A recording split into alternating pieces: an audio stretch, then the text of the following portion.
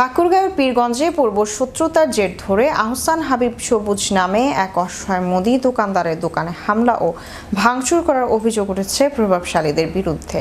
এ সময় ভাঙচুর করতে বাধা দিতে গেলে দোকান মালিক আহসান হাবিব সবুজের স্ত্রী মীরা আক্তারকেও মারধর করা হয়। গত শুক্রবার দুপুরে পীরগঞ্জ উপজেলা ৩ নং খনগাঁও ইউনিয়নের চাঁদগাঁও গ্রামে এই ঘটনাটি ঘটেছে।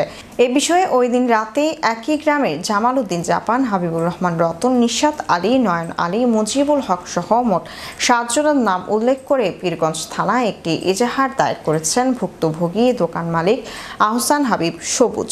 কিন্তু এজাহার দায়ের করার 1 সপ্তাহ অতিবাহিত হলেও কোনো ব্যবস্থা নেয়নি প্রশাসন।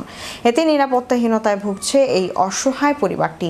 অভিযোগ রয়েছে এই ঘটনার যিনি মূল হোতা তিনি সরকার দলীয় রাজনৈতিক সাথে জড়িত হওয়ায় তার প্রভাবে অতিষ্ঠ এলাকাবাসী।